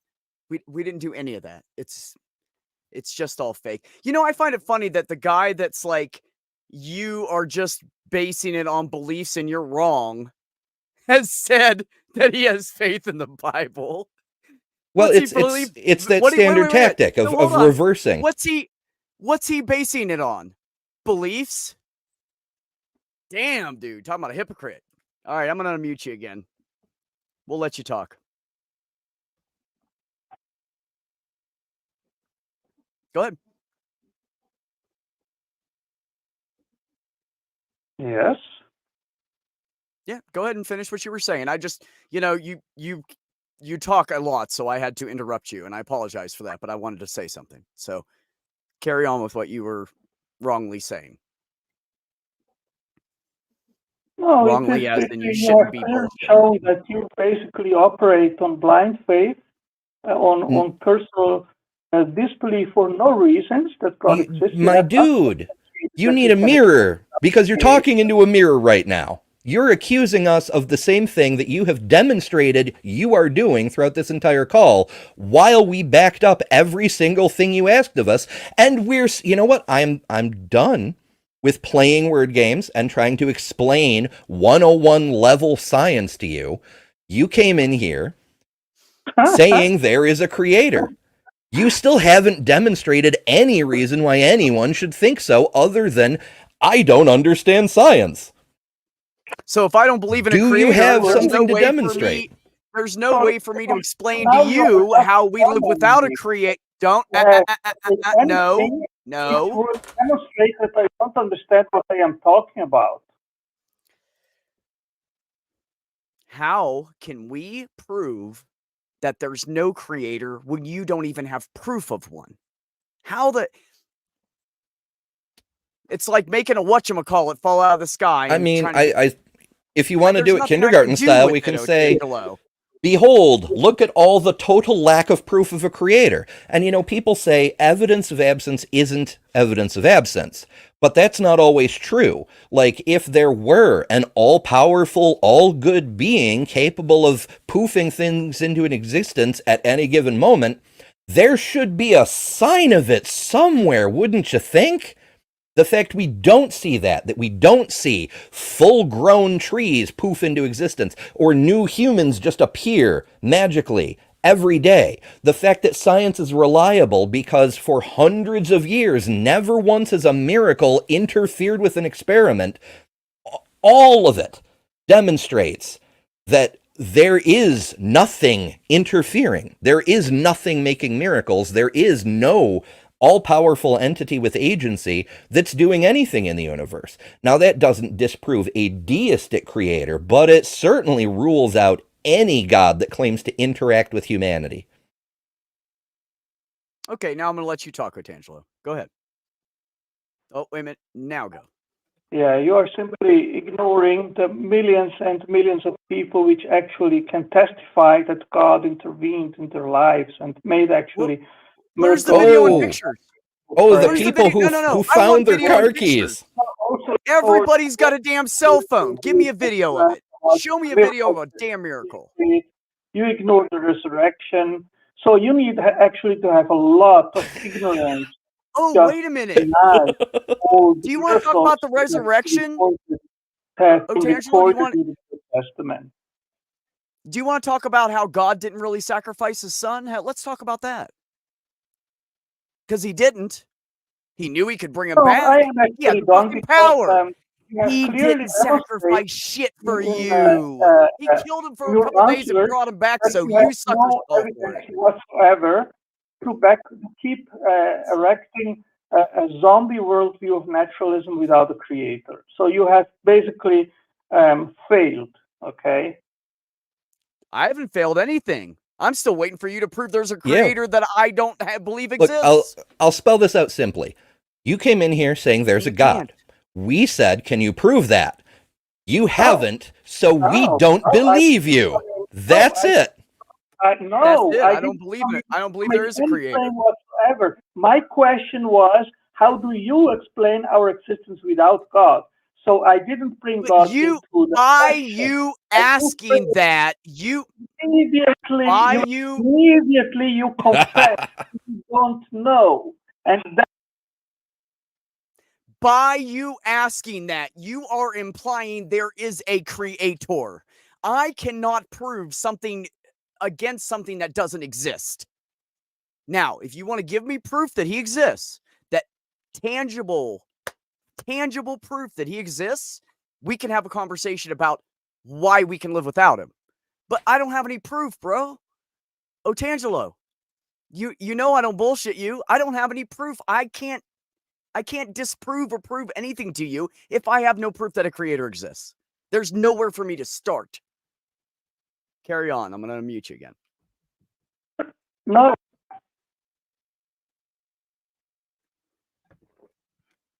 What?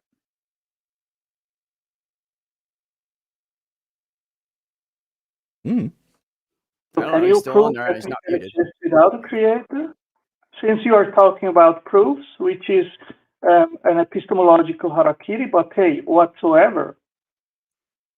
Well, once again, we don't see any reason why there should be a creator, and until one's demonstrated, why should we add that extra layer? I asked if you have proof that the physical natural world is all there is. He's not getting it. He doesn't understand what we're saying. We've said it 10 times now. Okay, Otangelo, I tell you what. Why don't you either come up with some kind of proof or decide to hang up? Because I don't want to be an asshole and hang up on you. I'm not that guy. But, you know, that's why you have control of the board, because I would. And you have... I'm a dick. You will. That's why Wes picked me. I'm a nicer guy.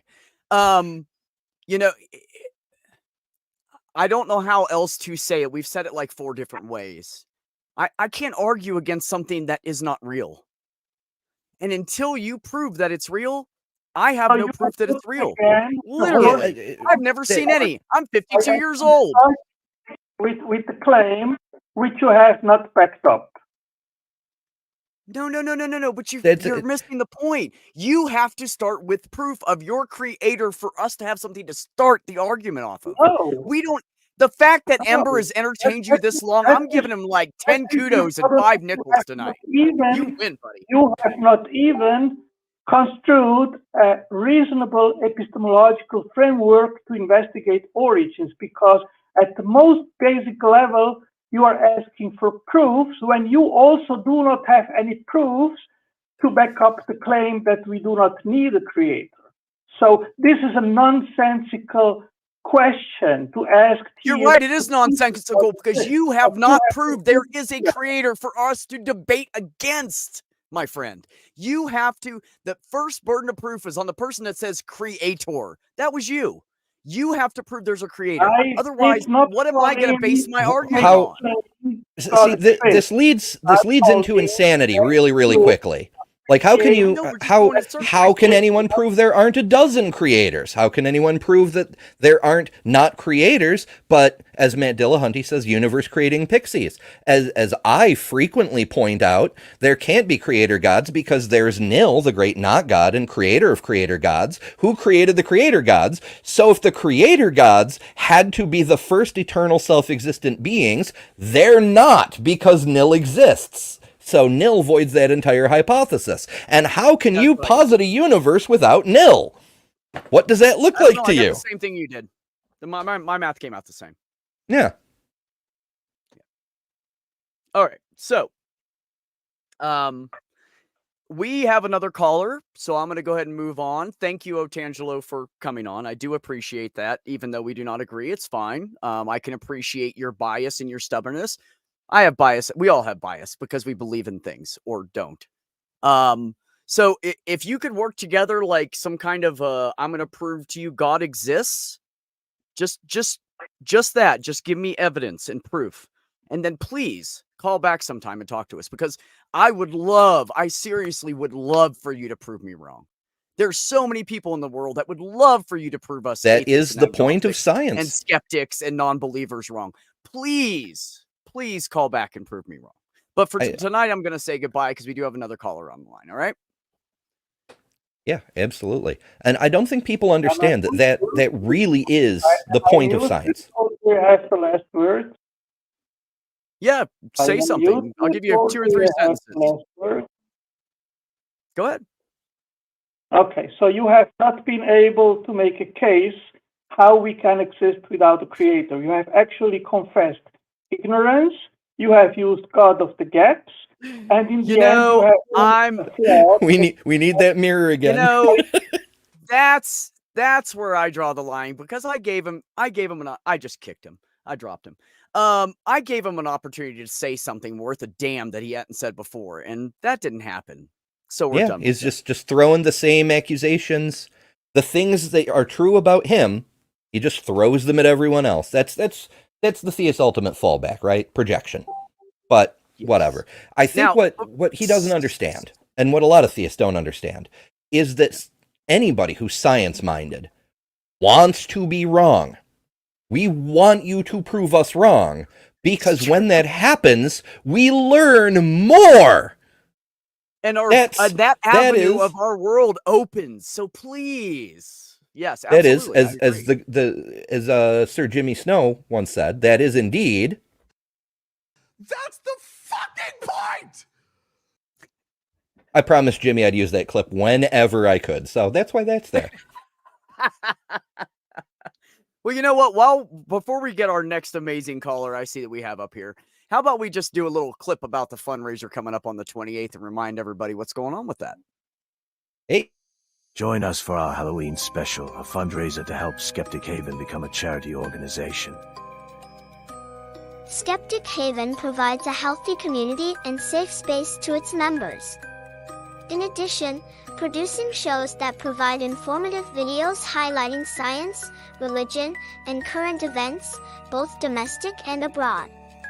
Please join us the evening of October 28th for our first Halloween fundraiser to get funds for our 501c3 and other expenses. We have many well-known YouTube content creators coming on. Come join in the fun. Are you ready for the show? Yes, I'm ready for the Halloween show. Spooky season. Yeah, you guys make sure you check that out. It's going to be a lot of streaming and a lot of amazing people coming on. I know I got lucky on my portion, and I have some great people. I can't wait to talk to them. It's going to be a lot of fun. So yeah, come check it out and help Skeptic Haven become a 501c3. I'd appreciate that. Hell yeah.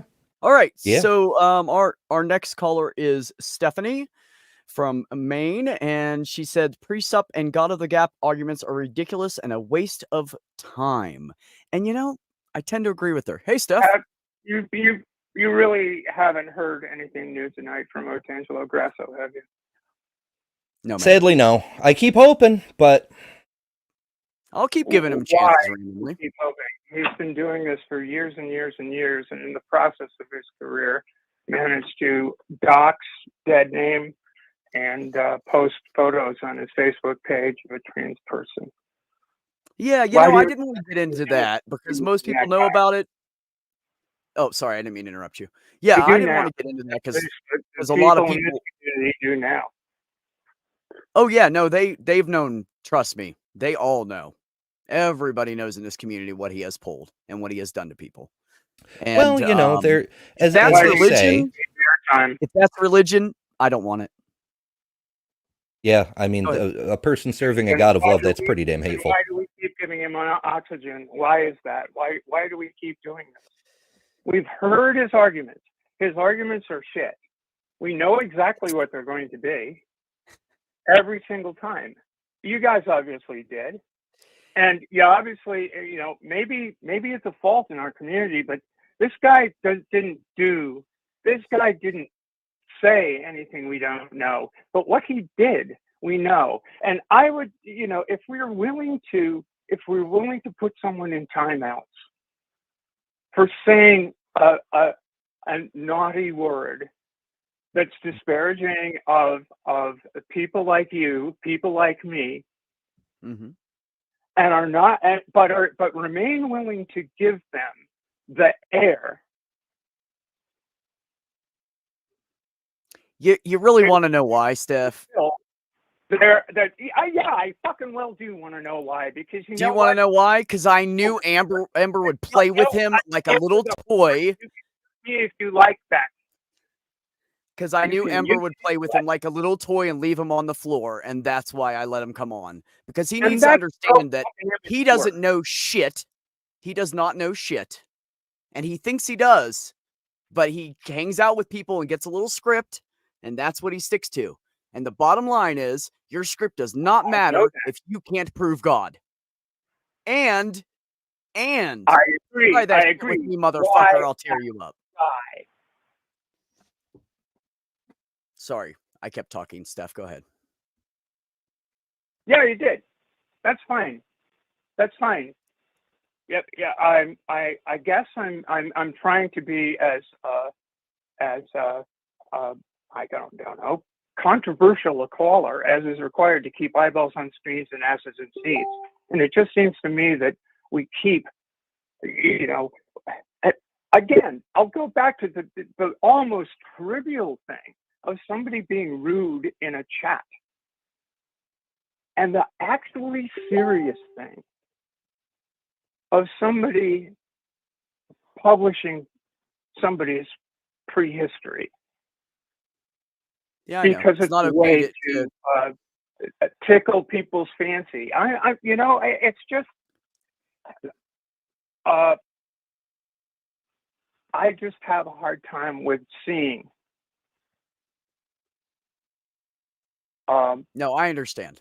I have a hard time. I have a hard time seeing someone who would do that, like be used as an exhibit to fuck around with God arguments.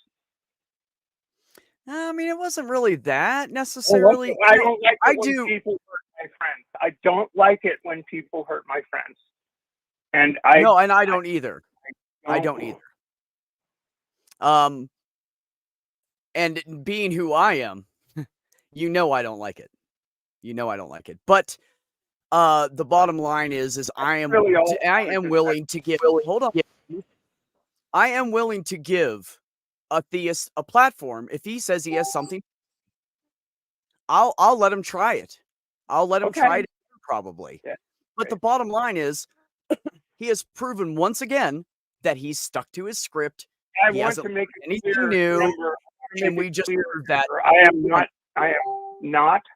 I just saw your post in the chat. I am not accusing the show, the channel, or anything else to be transphobic. No, not you. That was a response to a person commenting in chat. Okay. But I do think that they are serious issues. And I think that trans people, despite a number of people's beliefs, are not unanimous in this. But no. I want to make the point. The place I will stake my ground is that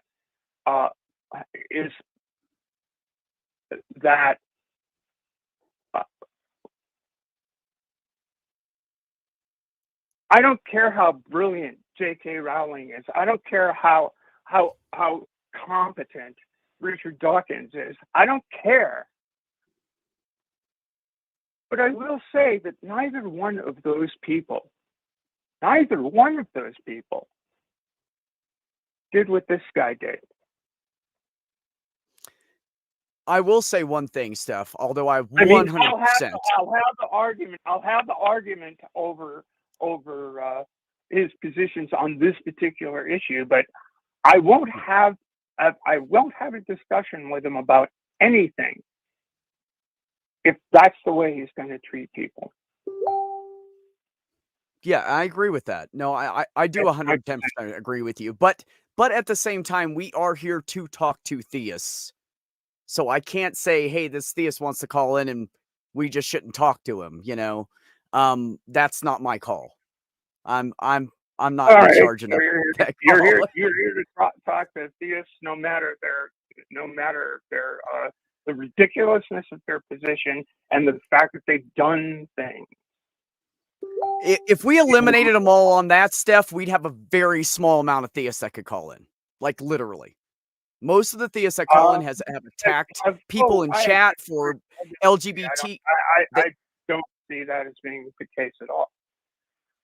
I mean, I think that might be painting theists in a very, very poor light.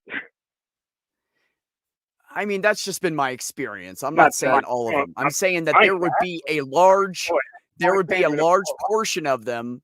There'd be a large portion of them that could not be on any show ever if we went off of their actions in the past. So that's tough to do. I mean, I'm just being honest. It is. Well, all right. Name me another theist who's done a similar thing. Just one. Oh my God, what was his name? Oh, about 3 years ago. But then he got doxxed and he's offline now. Smokey Saint. He was doing shit like that.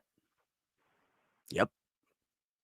Yeah, there's some other ones. I honestly can't think. I don't keep track of them enough to memorize their names. If I see them, I know who they are. That's my point. I understand.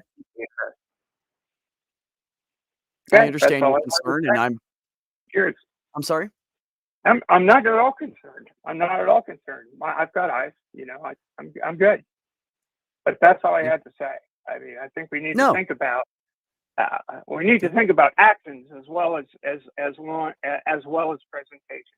I think we do, and I think that we make a mistake when we talk about a channel, our channel, my channel, your channel, this channel, whatever, being affirming when certain circumstances arise. That's basically all I had to say. Thanks. Bye. Okay. Thank you, Steph. No, I mean, I like I said, 100%. Well, being that I'm trans, I tend to know where she's coming from. Yes, that upset me too, and that hurt me too. Unfortunately, I think because of all the years I've dealt with crap like that, I'm really good at putting a separator in and pushing things aside when necessary. So yes, I did let that slide and tried not to talk about it because that's a whole nother freaking bag of worms and down 3 rabbit holes left past Phoenix, Arizona. You know what I mean? Like that's a whole nother stream itself. So, no, I do understand where you're coming from, Stephanie. And I do appreciate you coming up and talking about it. I'm not going to say it wasn't on my mind. I'm not going to say I didn't make a little slip at the beginning about that person's actions in the past, because I know Ember heard me say that. And no, it wasn't really a slip. Yeah. And actually I was quite willing to go down that rabbit hole because, I mean, first of all, there's holding people accountable. And second of all, there's, as they say, every video is someone's first video. So there are doubtless people out there who don't know. And third, when a person doxes someone, they lose all protection to doxing them. I think it's perfectly legitimate to detail all of his actions every single time he shows up. Okay, so just to be clear, because I know that Steffi and I kind of talked over each other a little bit because there is a lag. It wasn't intentional, you guys. And I don't, the 3-second lag, that happens. It's fine. That is not why I muted Otangelo. He was going on constantly. But I will say, for those of you who do not know, Otangelo did dox a trans person on Facebook, including dead name, picture, blah, blah, blah, blah, blah. And this is a person that we hold high in the community and that we all love and is an amazing, kind, brilliant, just I mean, anything you look for in someone online, that's who they are. And it was not. She's a great fair person. She's a fun person. She really She's is. fantastic at what she does. Yeah. Yes. Yes. And that was not okay. And I do not approve of that. And no, I'm not okay with that. I try to walk in every conversation with anybody with a good attitude because I can get angry pretty quick. So I prefer to chuckle and try to look at the brighter side. So I do not turn into Evil Beck. Because that can happen. It takes a lot, but yeah, it can happen. I feel you there. So sometimes my beard kind of just does the thing. Get the curly mustache and I start plotting, you know. It's okay. I have the cat to pet if you need one. I'll just sit here and pet my cat for you. Okay. Yeah. I got you, bro. I got you. So no, I do not hold that situation lightly. I am not okay with it.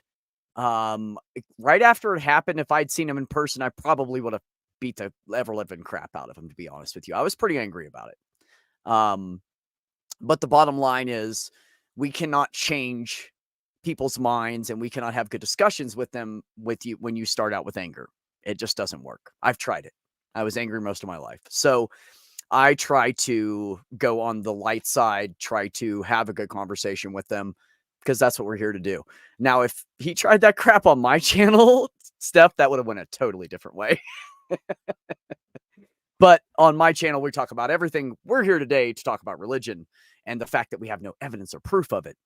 Which was very exceptionally well demonstrated by that call. There was a whole lot of no evidence. So, you know, there's that. That is another thing to keep in mind. While we all have our own personal opinions about individuals, when we're on someone else's channel, we have to play nice.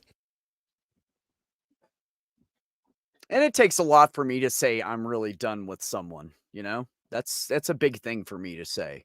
I give people too many chances. I'm a schmuck. I'm always the nice guy. So, looks like we have a super sticker up here. Ooh. Is it a pretty sticker? We have a super I don't know yet. We're going to see. It is a pretty sticker. It's a dancing lemon. And that is from Native Atheist, a $5 donation. Thank you, sir. We appreciate that. Thanks to all of you guys. And, of course, the list of patrons we gave earlier. Like I said, it does matter a lot for the show. It keeps things running. It, helps them keep up with modern equipment. And there's a lot of things in the background you have to think about, there's so many bills. There's a lot of bills. Call-in studio, the call-in system, that charges by the minute. StreamYard, there is a free version, but this isn't the free version. So that costs a bit too. Yeah, it adds up. There's a whole bunch of things. Yeah, and we have all these amazing people putting in time, behind the scenes. And for instance, I know for a fact that Wes was up at like midnight last night doing stuff and ended up staying up late working on stuff. So these guys put a lot of hard work into it. So we do appreciate all the patrons and super chats and super stickers and everything for sure. Well, what do you think, Ember? I think you nailed this ball on the wall and I loved it. Well, I'm glad it was enjoyable, entertaining, and hopefully educational. Television? Absolutely. What do we call this? Stream? Whatever. Live stream. Yeah. Some tubing. It was a thing. It had some pluses to it, I suppose. But yeah, I'm disappointed though, because we still don't have any damn evidence, and that was the actual point of the show. I mean, let's be honest, we knew it wasn't going to happen after all these years. But, we can keep trying. We can keep asking. We can keep having people calling. We can keep having conversations. And, DeFreak said, someone showing forgiveness, not always Christians. Yes. I am a very patient person. I try to let people show me like, hey, I've changed. Look at this, and by him coming up and saying the same thing over and over again in the same script he always uses and never answering any question we gave him, it's just the same shit. But, I gave it a shot. And you can catch more flies with honey than you can vinegar, folks. It's a fact. So, have you tested it for yourself, or are you taking it on blind faith? You know, honestly, I really like vinegar. I'm not a fly. I like really pickle juice. I can drink that shit. Oh yeah. Well, it's all vinegary. Anything vinegary. I love it. Mhm. Yeah. Olives in a jar. I drink the juice as I'm like eating the olives. Hell yeah. Don't want that juice to go to waste. It's yummy. Well, so we don't have any other callers at this moment. I also, one last time, I want to thank Steph for calling in, because you know it's a good conversation to have, and we're here so people can call in and speak their minds. So thank you for that. And thank you for always advocating for our community and people like me, because I do appreciate you. True love there. So what do you think, Ember?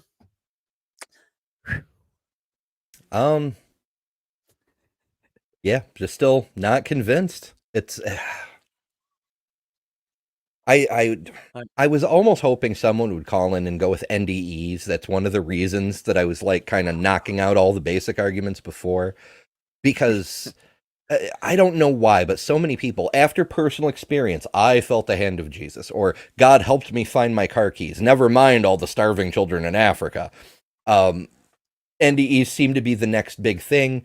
And you know, even Gary Habermas is really pushing those. You know, he's historicity of Jesus from his minimal facts, Shroud of Turin, and NDEs. That's Gary Habermas.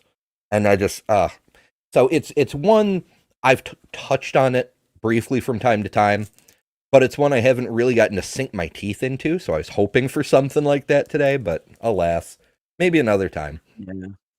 Yeah, I know. Well, hey, you know, I honestly had a good time. I was laughing a lot because he was being so stupid. So that was fun. I did learn a few things off of you too, that I'll have to have a conversation with Cosmic Kyle now. He'll love that. You learned something about the universe for me? Yeah. Because he tries to talk to me about that stuff, and I'm like, huh? Oh, I know. When I had Kyle over on my channel, that was an absolutely fantastic conversation. And that's one of the things. I do appreciate the opportunity to be on today, despite, you know, the way the conversation went, because I don't get to delve into science the way I would really like to, because I'm always arguing against like the lowest hanging theist fruit, like, you know, the week is 7 days long, like it says in the Bible, and some crap like that. And I never actually get to go into actual science, which is what drives me. I'm very passionate about it, you know. No, really, I didn't notice. Do you think that's why I kept dragging it back to science? Oh, I can't imagine. I know you. You're my friend. I know you, buddy. So, yeah. So I think that was, I don't know. I can't even put a word to it right now. I do want to thank everybody for coming in the chat today, having great discussions. You guys have been really on topic, talking about different stuff and laying down some good knowledge. I've been trying to read through it as we've been going along here. So I really want to thank you for that, because that is truly appreciated. I love to see an interactive chat. You guys pop some things in my head that made me go, oh, you know what? You're right. You know, and made me connect some things in my head that I was already thinking about, and I got to use it on Otangelo. So thank you for that. You three people that I did that to. And Ember, thanks for coming on with me, bud. I had a great time with you. Yeah, absolutely. Wes has been trying to get me for a while, and sometimes timing didn't work out, and especially with, you know, me being away most of the time, the fact I just happened to come home today, and then like an hour later, there's an email from Wes saying, "Hey, come on the show tonight." I'm like, it's a miracle. I got lucky. I got my buddy to come on. That's awesome. Yeah, that's great. Yeah. So it's really cool. Yeah, good stuff. Well, thanks, Skeptic Haven, for having me and Ember on.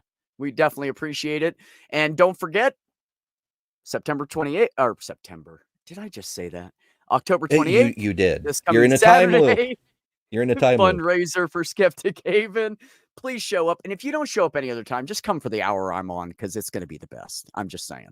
I mean, you should watch all of it, but I know you're not going to. So just come see me and come see Ember, and you'll get your fill of like some amazing people. I'm kidding. Support the channel. In fact, all day. In fact, you don't have to wait until the fundraiser to support the channel. You could, for instance, join the Patreon.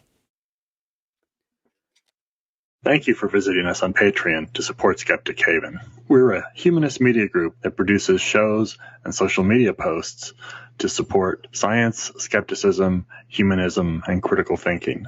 We focus on topics that deserve more exposure. For example, the treatment of women in Iran, prejudice against the transgendered, the reality of scientific findings, the unpublicized harm that too often happens within religious communities, and finding of joy after one leaves religion.